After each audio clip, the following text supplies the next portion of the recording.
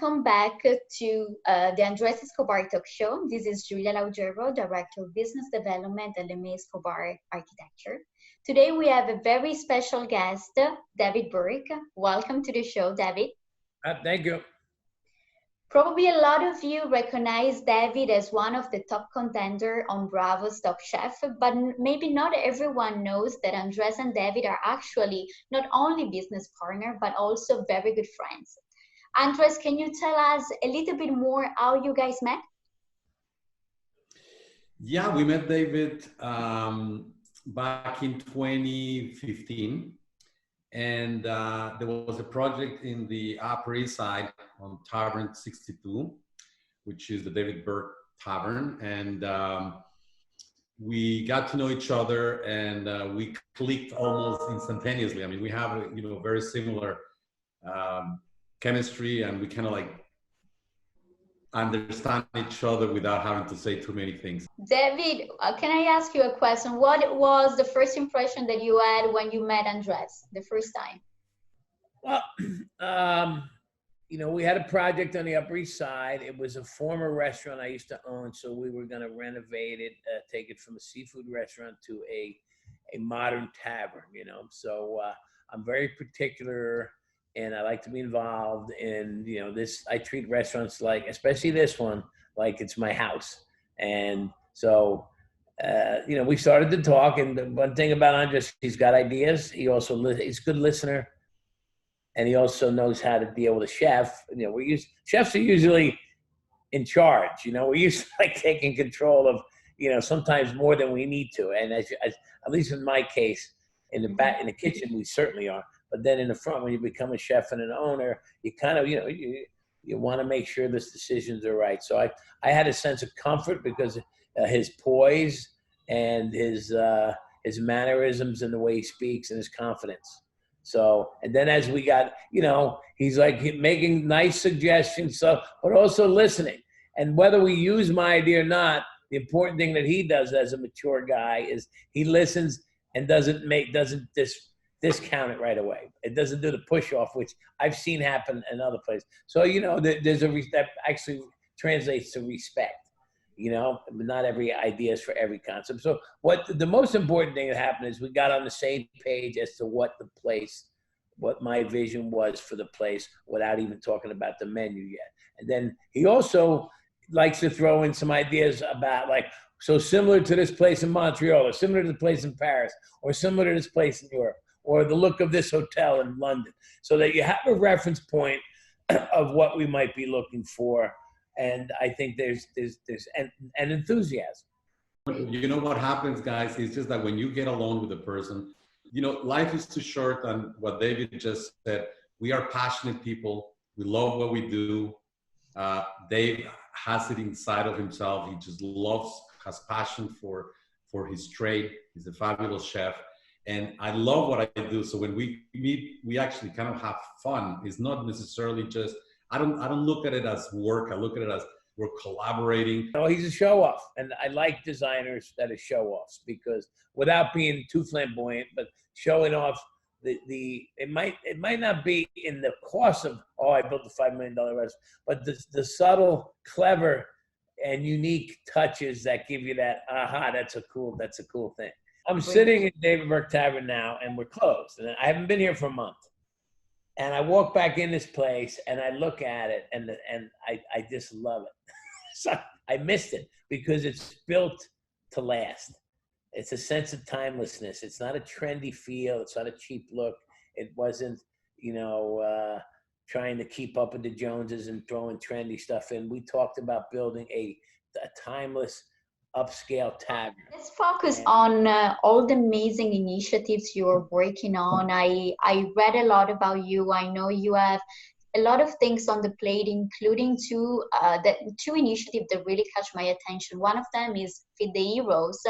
That is an operation to provide meals to first responders during this time. And the second one that I found very interesting and definitely very cool is a dinner theater, a sort of pop-up drive-in experience. Can you tell us a little bit more of how you came up with these great ideas? Feed the Heroes, Paula, my vice president of marketing, and I thought of, we were feeding, we were donating our time, efforts, and energy to help feeding hospitals. When we first opened, both in New Jersey and in New York City. And then we had people donating food, and we were donating some of our food, right? Once we got cut down, and we knew we were going to cut down for a while, we had no income in the restaurants. There's no cash flow. So we decided, let's get a platform so we can have people that wanted to donate to us. That money is used to secure product and to pay some of our workers and or any workers that need. So we feed first responders, healthcare workers, and sometimes restaurant employees that aren't collecting unemployment or haven't gotten their checks yet or need to get to work. And as we were doing this, we have several restaurants in New Jersey and upstate New York that have lots of outdoor space. One's on a beach, one's in a tennis club. So we were coming up with ideas, and we're building one together. Andres and I, another project in East Brunswick, and there's an outdoor garden and all that. So we're thinking, you know what, we should think of the idea of the old drive-in movie theater, where we can put you can sit in your car and watch a movie. It could be, an hour-long movie, and maybe we can pause and have an MC there talking, and you can, get people tuned in, and they could sit outside, out of their car with lawn chairs and stuff too. And we'd serve some wine and food and have an outdoor dinner, a nighttime picnic. I could see us actually really doing that dinner theater, especially on Park Chateau. We have a beautiful, as David described it, a beautiful, beautiful terrace.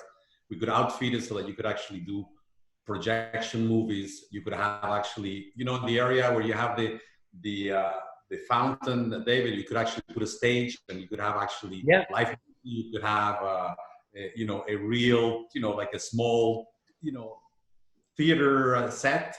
And I think that will be amazing. But one thing that I wanted to add is my experience with Dave is he's extremely creative, not only in the kitchen, but his mind is always flying all over the place. So I know that whenever we're going to meet and we're going to be talking or something or looking at a project, we're just going to come up with crazy stuff, and we'll use whatever we think is actually worth it. And nothing is as crazy, because what we do is we actually just, think about it, digest it, and then we just come back and say, yeah, we got to do this, we got to do that. So that's why when I'm saying it's fun. We're doing another project that hopefully, it'll take off in Asbury Park, and I think it's an old bank. I think that we could do something amazing in this place. So we're doing a lot of things, and he's very active, and I think that coming out of this situation, we're all looking forward to how to address the new reality. Andres, hi, Julia. This is Lefto. Talk about theater. This is my quarantine buddy. Oh, wow. Hi, Lefto. Nice meeting you.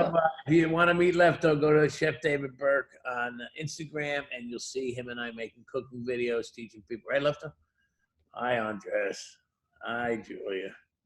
But really, guys, I think what makes both of you pretty stand out on the market and in real life is really your never quit attitude. I mean, Andres, you see, is keeping working with these ideas. You as well is really a process beautiful to watch, and I really got a good sense of your great attitude and good partnership as a friend and as well as business partner. So really, I think that is what we need right now. The fact that you always come up with new ideas, with new concepts that you can implement. Doesn't matter what is going around you. So congratulations for all these amazing initiatives, and we are going to support you as much as we can with all these amazing initiatives, and we hope to meet you at your restaurant very soon, David.